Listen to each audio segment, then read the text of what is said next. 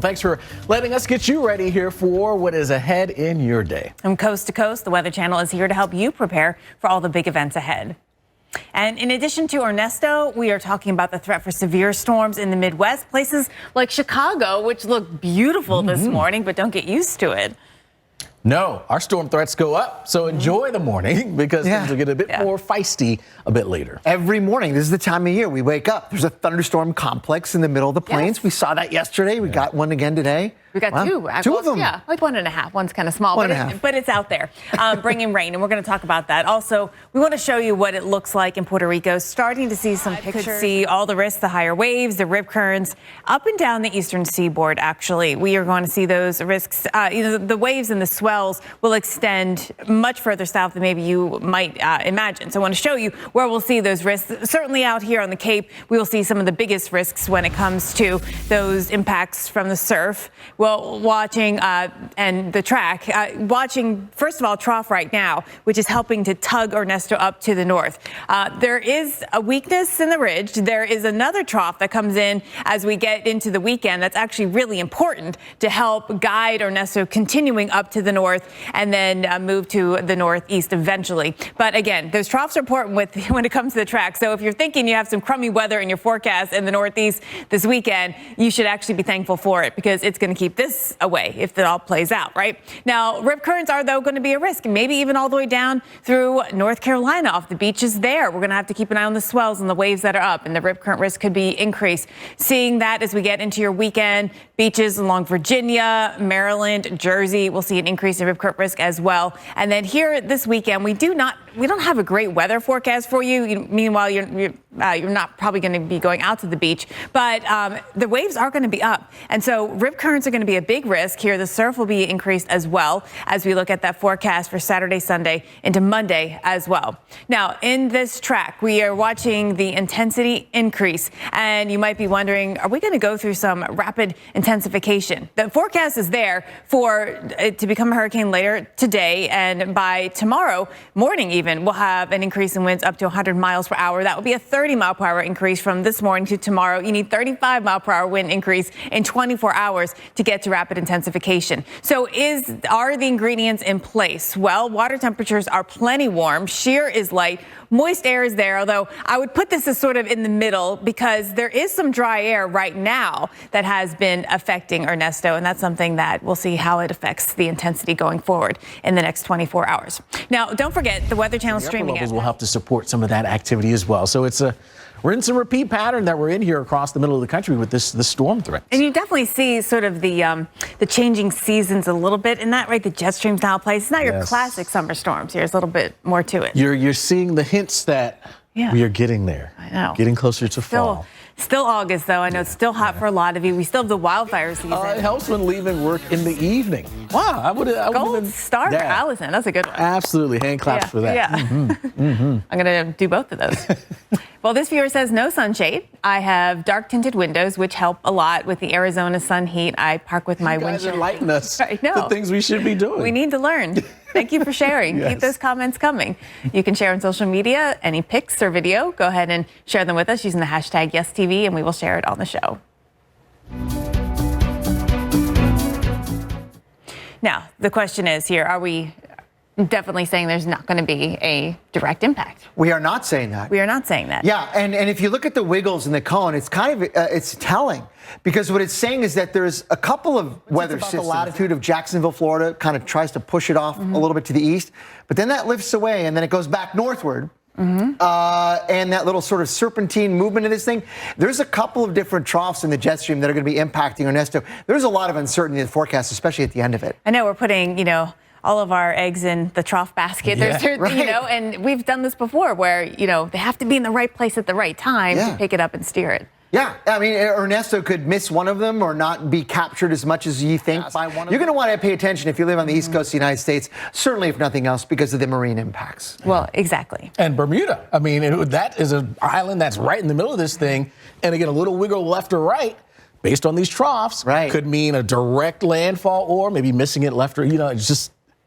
We got to watch this. Yeah, we got to watch this thing. Pay attention because it's got a lot of warm water to work with. We've talked about this before. There's plenty of fuel there available for this to strengthen, which is expected by the Hurricane Center's forecast, getting it to major hurricane strength out here in the Western Atlantic. And the wind shear, maybe not all completely gone, but there's not a lot of it right now anyway. There's not a lot now. Once the troughs come into play, exactly, then there'll be a little wind shear. You can see that little dip in the jet stream as we go into the weekend, which is going to be in part responsible for pulling Ernesto northward. Will impart a little bit of wind shear. Now, a little bit of wind shear is not necessarily a terrible thing. We know that, but we'll watch the marine impacts, no doubt about that, and some of those winds that are going to extend out pretty far. Yes.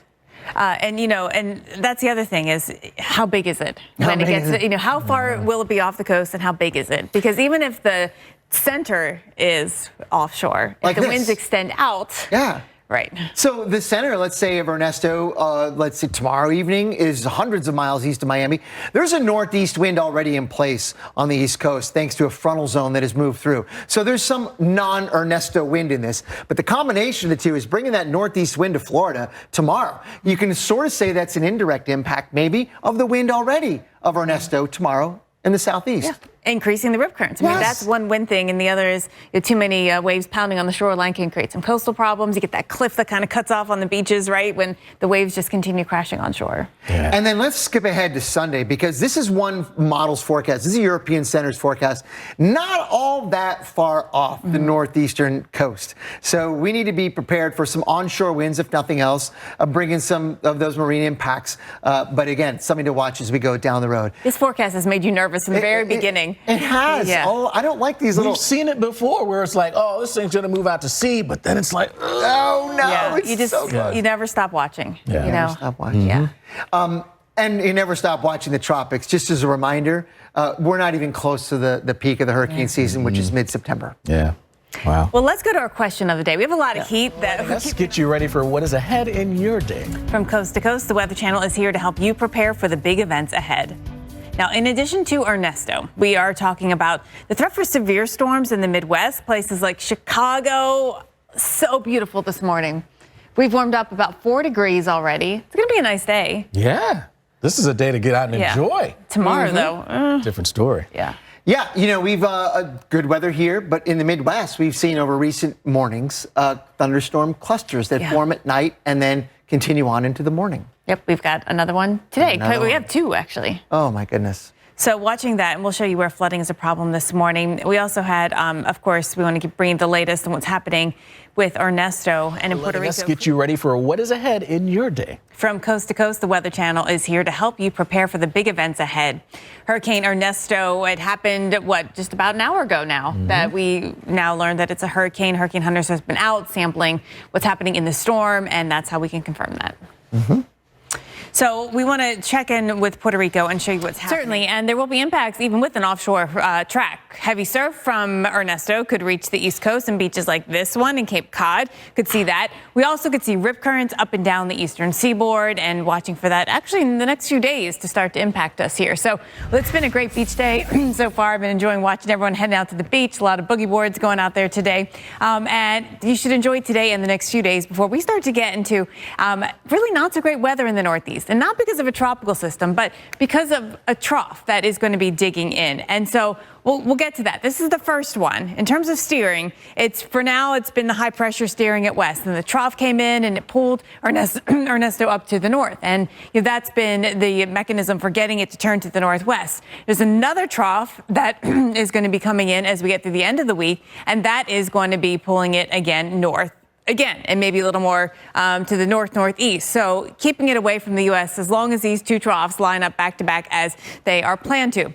So what are the impacts that we're talking about? Well, the rip current threat here and high surf that could be affecting us along the eastern seaboard end of this week into the weekend. We got to watch on Friday to Saturday around North Carolina, Virginia beaches there, Maryland and Jersey. Your beaches will see some increased swell and some increased risks of rip currents. By the time we get to the end of the weekend, now we're talking talking more about New England with increased surf and increased rip currents as well. So again, you saw the core of the biggest waves offshore affecting us up in maritime Canada. But for us in the Northeast, we had to watch out for those waves.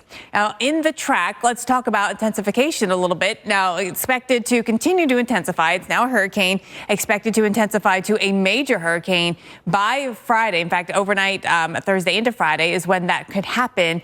And then beyond that, how do these troughs that we're talking about influence the actual strength or the intensity of Ernesto? So when it gets to Bermuda, how strong will it be? Well, right now the forecast is actually just shy of a major hurricane. So we will certainly be watching that in terms of intensity. But when it comes to forecasts, the models, not just the ensembles as Greg was showing you, but all the models that we look at here, just the operational runs of them, really showing us a lot of confidence that they're all pretty tightly clustered together and keeping it well offshore of the U.S. I think that's very key. And telling us that the main impacts are going to be the waves, the rip currents here that we will see through the end of the week into the weekend. Don't forget the Weather Channel streaming app. Hurricane Ernesto, it did become a hurricane north of Puerto Rico. When it moved over the Virgin Islands and Puerto Rico, we saw, it nearly a hurricane. It had winds of 70 miles per hour. So it was a very strong tropical storm. And of course, a lot of power outages and damage to go along with that. Yeah, legit. We saw some of the video. I mean, screaming winds. It was rough for a time. Keeps rolling on in. We're seeing more and more video come in. A lot of rain, wind damage, power outages, flash flood warnings. That was significant in Puerto Rico, but there's more to the story because of the southeast coast. You can see that in the cone behind us. But it's kind of snaking around in the western Atlantic here, meaning there's a couple of troughs that are going to be trying to tug it, push it out, maybe bring it back. There's a whole lot of uncertainty here in the forecast. Right. It's not just hitting the gas and driving straight. Right. Yes. It's drunk. A little bit. But let's talk about why we have this kind of curvy track. There's some steering at, play in here. We're sort of waiting on the troughs. There's one trough right now that's affecting its movement, but there's another trough that's going to then affect the movement. And that's the one that we hope will push it away from the northeast. That's that sort of northeast curve at the end of this forecast cycle. That's trough number 2 that we think comes in and finally kicks it out. Until then, look, it's going to bring Bermuda some probably pretty bad weather. Now, of course, a lot depends on the exact track. But we're in the square, in the I guess, zone here of seeing significant hurricane wind and rain. Right. Yeah. And more than likely, at least right now, chances are that this thing will track to its west, which would put it on the worst side of the system.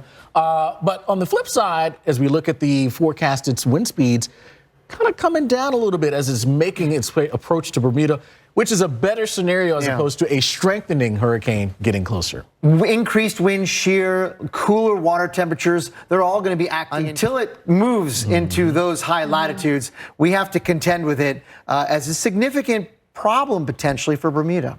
And even if it does, so it's not a major anymore. Say it's not 110, but it's 105. That's still the kind of wind that will create a lot of power outages. And that's really Bermuda's biggest concern is the power outages.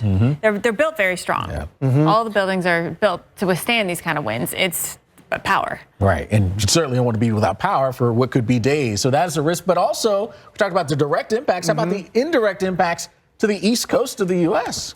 Even if, let's say this model is right, and it's kind of inside of the cone for sure.